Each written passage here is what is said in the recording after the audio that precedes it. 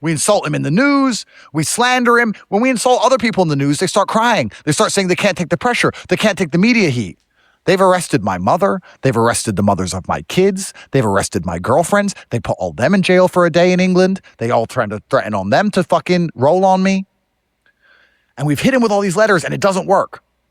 Then what they did is they started sending letters to my girlfriends or the mothers of my kids, convincing them to leave me, or convincing the mothers of my kids to not let me see my kid. Andrew Tate, the most Google man on earth, shocks Jack Neel with a crazy personal story that has never been told before, especially online. Like and subscribe. Let's dive in. I'm going to tell you something I've never told anyone on any podcast. When I got out of jail, I was getting extremely well-written, actually convincing messages to kill myself. On DM, handwritten letters sent to my address, email. And I'd read them and I'd say, one of the world's best psychologists must have constructed this letter. Why? They're trying to convince me to kill myself. They want me gone. And I'd be reading these letters and I'd sit and say, no man would have written this way, and no woman who's never met me could even think this way. This is a psyop. A psychologist and his team sat there and thought, we've watched all his videos. How do we convince this man to finally just give up? He's locked in his house. He can't get out. He's looking at all these charges. He's facing 10 years in the worst jail in Europe. He'll probably get stabbed to death in there anyway. Surely we can convince him to kill himself. And nobody knows this, Jack. But when Tristan and I would do emergency meetings, we would choose words from these letters and say them. We'd sit there with a cigar with our shirts off and we'd say a particular word and like flex and be like, fuck you. We're not going to do it. And I think the reason they hate me so much, the British state especially, because it's all coming out of England, it's MI6, just like they tried to convince MLK to kill himself. Don't know if you've seen those letters. Have you never seen them? Oh, Martin Luther King got many letters from the FBI saying he should just kill himself. Look it up. The reason they hate me so much is all these psychologists sit around GCHQ going, this fucking guy, we can't break this fucking guy. We've tried every psychologist trick. We insult him in the news. We slander him. When we insult other people in the news, they start crying. They start saying they can't take the pressure. They can't take the media heat. They've arrested my mother. They've arrested the mothers of my kids. They've arrested my girlfriends. They put all them in jail for a day in England. They all trying to threaten on them to fucking roll on me.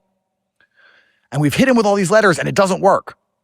Then what they did is they started sending letters to my girlfriends or the mothers of my kids, convincing them to leave me, or convincing the mothers of my kids to not let me see my kids. Psychologists would sit and write letters from concerned, random people trying to convince the mother of my kids to keep my kids away from me. And when they showed me the letter and I read it, I'm smart enough to know. It's kind of like there's a weird thing between fighters. If I walk in a room, I can tell if another man can fight. I can just tell. And as a convincing man, I can tell when somebody else is world level convincing. I read it going, this is the best. This is the best money can buy. This isn't some random concerned fan. This is the best money can buy. And how the fuck do they know the address of my baby mama anyway? Like, what random fan knows where my kids live? Because if that was true, I'd be in a lot more trouble. Who the fuck delivered this? So if governments have time to do that, you think they're not controlling a fucking Twitter algo? They've been trying to convince me to kill myself ever since I was fucking arrested. Because it's cleaner if I do it, I guess. And I guess they thought if I lose all the women who I care about and who love me, I guess I'm more vulnerable. And the magic of it is this. I think they've come to a conclusion that the reason I won't kill myself is because of Tristan and that we're too strong as a team. And that's why every time I get hit with a charge, he gets hit with a charge. They had to take us both out. It can't come from me alone and leave Tristan untouched. If Andrew Tate assaulted someone in 2009, Tristan Tate assaulted someone in 2009. We got to get him. And that's not the only reason. I'd say psychologists One of the main reasons is because I'm fucking stubborn, because I refuse, because I don't want to make my enemies happy. So I'd rather just live. Even if I'm fucking desperately miserable for the next 50 years, I'll live just to annoy them. That's who I am. But most people on the planet don't have any comprehension of exactly how evil and how conniving and how intelligent the people who are running this fucking show are. They make you give them half your money that you worked for, and they publicly waste it in front of your fucking face, and you still give it to them. You're calling them dumb? They tell you what fucking speed to drive out on the road. They tell you where you can and can't fucking live. You buy a house and you try and put up a shed. They come in and say, no, zoning laws. I bought this house. Ain't really yours. Property taxes, please. So what happens if I don't pay my taxes? We take it, but I bought it. Fuck you. Give me. Everyone's a fucking slave to these people. You think they're fucking dumb? And everyone's sitting around at home going, the leaders of the world are stupid. Look at him. He's an idiot. He runs your fucking life. And these people have not only tried to convince me to kill myself, they fucking spoke to me. They've sat me down and said, look, there's limits. They also spoke to fucking Trump. They tried to put a bullet in his head. He's now the president of the United States. Why is there no investigation into why CNN played Butler, Pennsylvania, his only ever rally they played live on CNN? Why? The one where they try and blow his brains out on camera. Why is Fauci not in jail? Why is Hillary not in jail? Why is Obama not in jail? No one's going to fucking jail for anything. Mr. Trump, you can do your tariffs and you can kick out a few migrants, but there's limits to what you can and can't do. If you want your children to live and you want to keep your towers, Yeah, that's quite the look from Jack Neel. Even he might know things that most people don't know, which is why conversations like these tend to be suppressed. Andrew Tate even admitted it a couple of times. Let's continue. The first thing you asked me before we sat down was, is this live? Because if this was live and I was saying what I'm saying, I would already be in trouble. But I know what my limit is. And I believe for anyone at home with half a brain, they understand that I don't have to show you where to piss. I can just point to where the toilet is. You know, that's my job. Keeps me alive. But the world is actually a very, I grew up with nothing. I grew up in Gary, Indiana, which is a shithole. And then I moved to Luton, England, which is a shithole. I lived with my mom by herself, and I grew up amongst crime. And my friends were murdered. And a guy tried to kill me when I was 21. That's why this finger was nearly cut off by a knife and it's sewed back on. And I became a fighter, and I was selling drugs to pay the rent. And I've been through all this shit. And I imagined if I just get out of the ghetto that the world's a better place. But the world at the top is exactly the same as the world at the bottom. If you're in the middle, you live in this comfortable dream. You live in this illusion where the law is real and the police want to help people. And if there's a fire, I call the fireman. And if I'm sick, I go to the doctor. Doop, doop, doop. But if you're on either end of the extreme, if you're at the bottom, you understand how conniving and underhanded and sneaky and dangerous the world really is. And when you get to the top, it's exactly the fucking same. Countries and politics are the same as fucking drug gangs and street corners, bro. It's the same shit. It's the same shit. And the reason I told the story about the letters and the messages on Twitter trying to convince me to kill myself is that earlier today, I was sitting there looking at a psyop unfold on my feed related to this video, understanding what they're trying to convince me to do. Because my father had a quote, which I read every day. I allow manipulation to find out where my enemy wants me to go, and then I use my mind to break the trap and punish the perpetrators. What do you want me to do? Let me read it. What is this trying to make me do? Okay, that's what they want. Why? Am I going to give it to them? Sometimes yes, sometimes no. But what do they want? And I was remembering one of the letters that was trying to convince me to kill myself. And I remember it was so beautifully written that I'd read it maybe 100 times. It was so well written. I don't know how to explain to you how well this letter was constructed.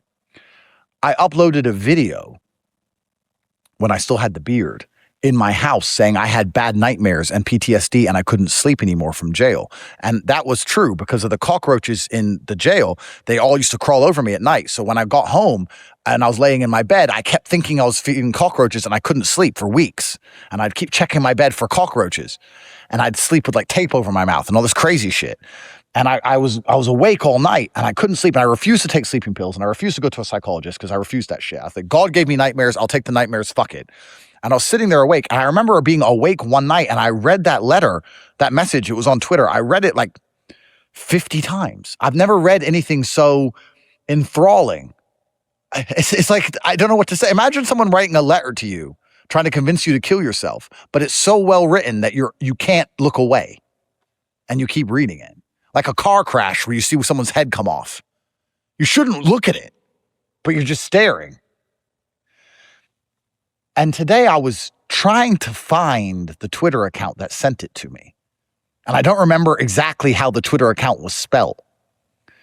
And I'm typing in and I'm trying to search and find this Twitter account that sent me this particular letter. Because I was just curious, like, does the account still exist? Like, what does the account do now? It's been 4 years. And I'm trying to find it and I'm typing in all these names of the spelling of what I can remember. And every account I click on, although it's not the account that sent me the letter, every single account I click on, it's a fucking bot. It's like, oh, that's just a bot. That's just a bot. And after about 20 minutes of clicking on about 40 different bots, all with very similar spelling to my name, I thought, are all these bots convincing someone else of something? None of these bots are messaging me, but they all exist and they all have a similar name. Who are they messaging? What are they trying to convince them to do? Maybe they don't want them to kill themselves. Maybe they want them to go kill someone else. Maybe they're friends. What is this? Nothing. Jack, I barely believe we're real at this point. People who are not in my position and don't know what I know aren't even smart enough to sit there and go, I shouldn't really have an opinion on what Tate's doing or what he's saying or why he's doing it because I don't have a fucking clue what's going on. I saw the nightclub video. Here's what you should have done. You don't even have a fucking clue. You think that video went viral on accident and that the comments are real and that people don't even understand the fucking game we're playing. And this is how, and if anything ever happens to me, I hope people watch this video. This is how I finally now truly understand that the best people on the planet are running the planet, because if we were to argue that I'm one of the best people on the planet, well, I certainly didn't become this famous by accident. I'm certainly good at something. The only refuge for me is over there. And we all want peace.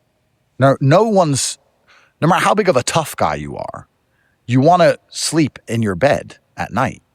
You want to hold your kids without concern. You want to walk around without the constant anxiety and fear. I mean, no matter how much you fight them, you end up with PTSD, you end up with anxiety disorder, you end up with stress. And when they say there's a nice place, all you have to do is leave all the people who are calling you names. They don't even like you. All the people who hate you, all the people who betray you, all the people you tried to help, look, they're bad people. That's why we do it to them, but you're not like them. They're bad people. That's why they get what they deserve. You can have all the money. You can have all the fame. You can have anything you want. All your problems will go away. You can have everything. Why are you sticking up for these peasants? Why are you sticking up for these horrible people? They don't even like you. They're mean to you. Andrew, you know better than this. We don't want anyone to get hurt, Andrew. We just want the country to be stable. Why don't you come lay over here? Come over here with us. And you understand why everyone eventually just goes over there with them. Wow. That's chilling. That is chilling. Not only Andrew addresses the conflict of the compromise, but he even painted the picture of why people compromise themselves in the end. This is quite the turning point, I would say. But I do wish Andrew Tate well, especially after that recent viral incident. If you enjoyed the video, don't forget to drop a like, subscribe, and share your thoughts on the comments below. We'll see you on the next one.